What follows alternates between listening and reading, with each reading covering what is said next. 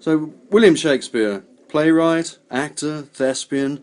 What do you say about these ridiculous allegations that you didn't even write your own plays? Ah, I assume you're referring to Anonymous, is Yeah, it? indeed, Yes, that's yes, right. yes.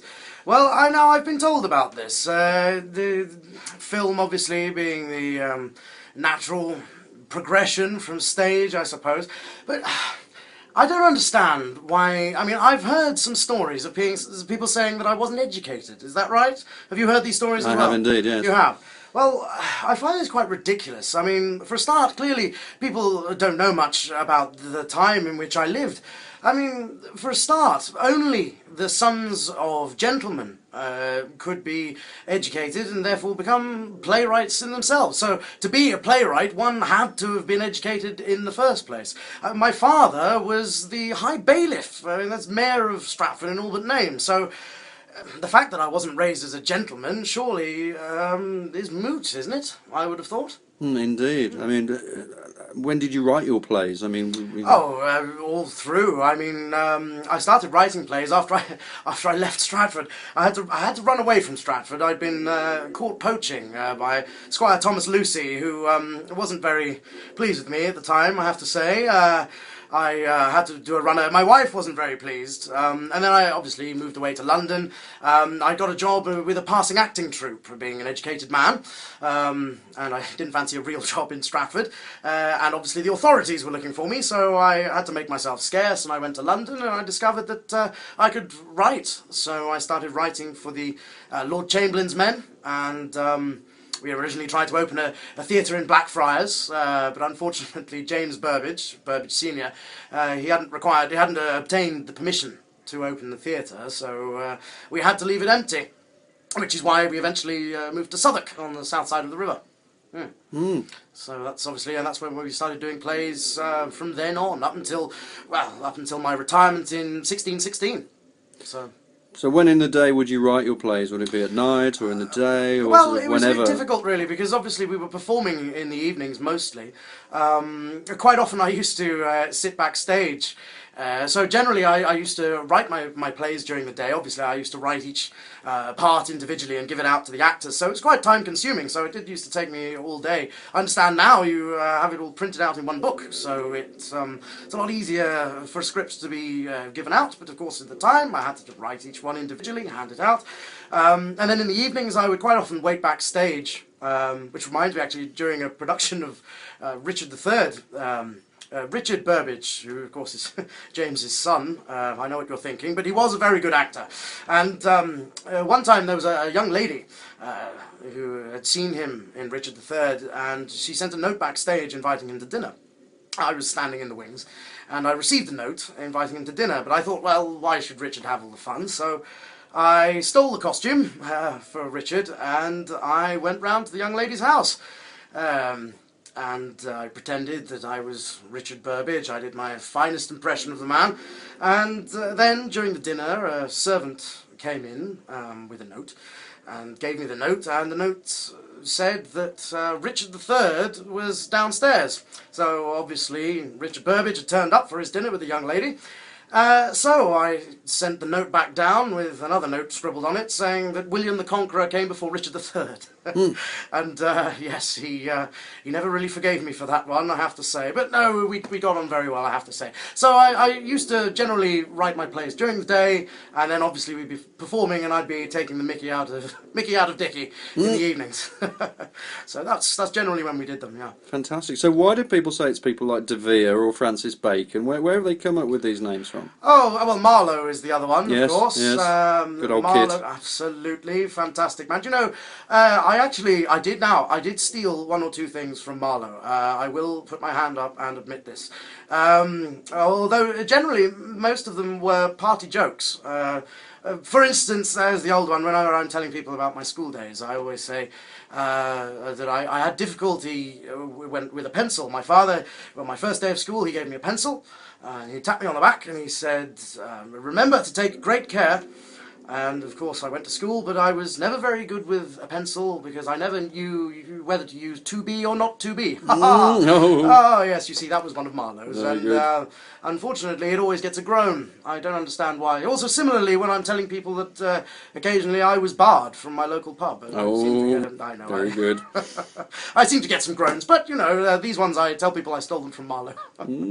So when people are sort of trying to come up with all these other names, is it just intellectual snobbery? I think it might be. I mean, all I can say is I know what I wrote.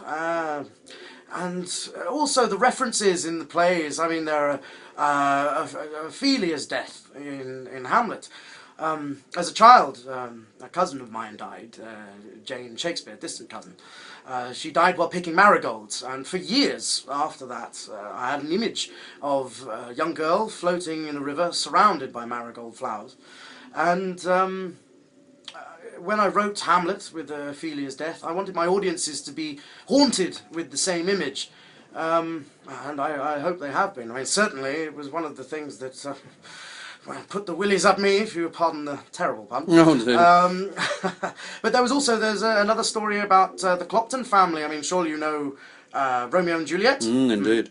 Well, the final scene in Romeo and Juliet in the crypt was based upon a local girl called Charlotte Clopton, who died again when I was a child. I knew her.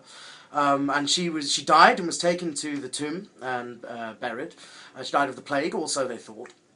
And then about a week later, her mother died of the plague and was taken to the very same crypt. They opened the crypt, and Charlotte Clopton was leaning up against the door of the tomb with a portion of her arm missing, where she'd been in there for a week, buried alive. And that was another recurring nightmare of mine. I mean, obviously you can see why I was terrified of crypts and things and the inspiration for Romeo and Juliet, but of course, Alas, Poor Yorick, with the grave diggers, that was one of my great fears, was of having my bones dug up and played with. And so, you know, with that, the references from my life and in the plays, there are too many of them. And the fact that I was a great fan of history. I enjoyed reading about the ancient Greeks, Plutarch's stories of ancient Rome I used to read. And so all the references to the Greeks and the Romans in my plays, and then with, of course, Henry V. I used to enjoy reading about him as a child. Holinshed's Chronicles I read as a teenager. Obviously it was his second edition, 10 years later, after the first one.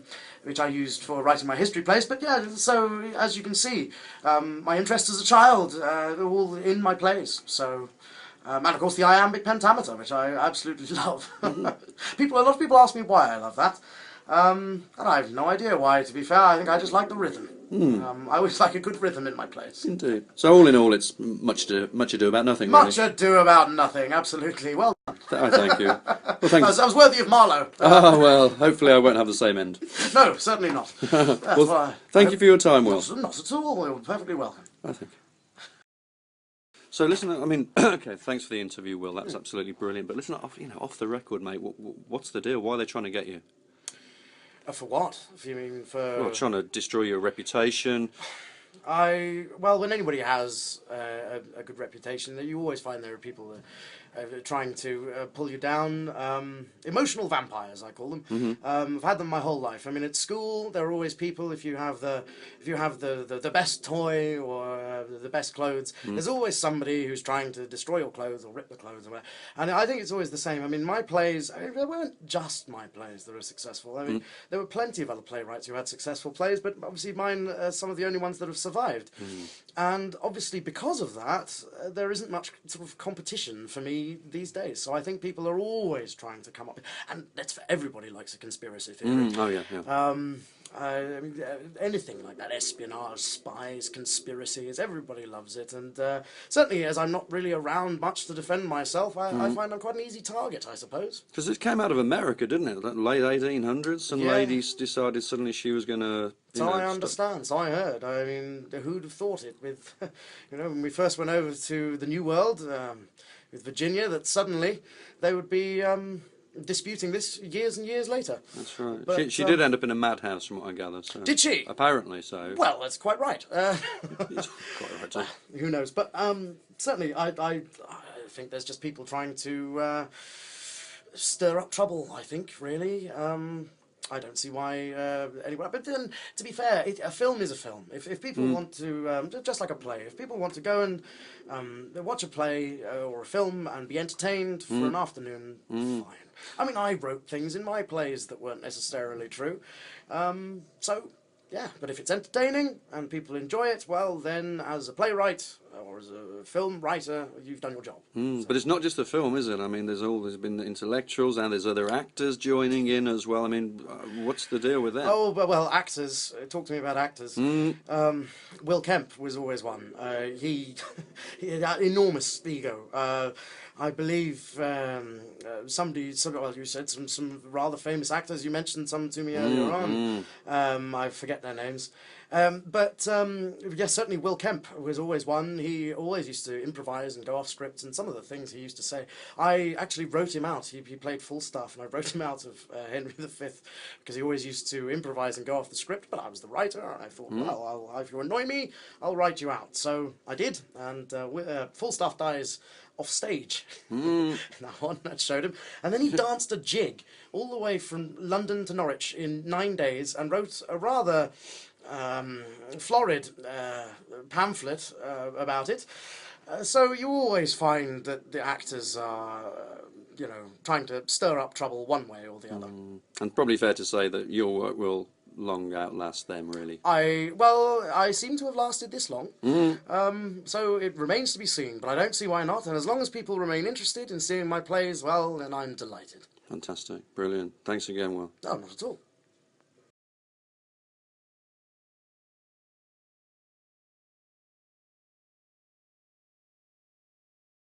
Shakespeare, playwright, actor, thespian. What do you say about these ridiculous allegations that you didn't even write your own plays? I assume you're referring to Anonymous, is it? Indeed, that's right. Yes. Well, I've been told. Have you heard these stories as well? I have indeed, yes. You have? Well, I find this quite ridiculous. I mean, for a start, clearly, people don't know much about the time in which I lived. I mean, for a start, only the sons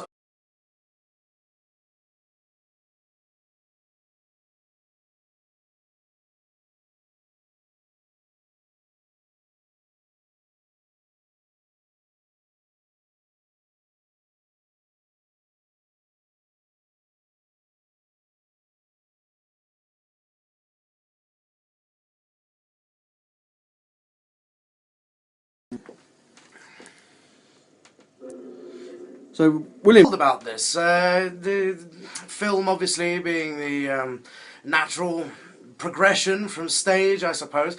But I don't understand why... I mean, I've heard some stories of people saying that I wasn't educated. Is that right?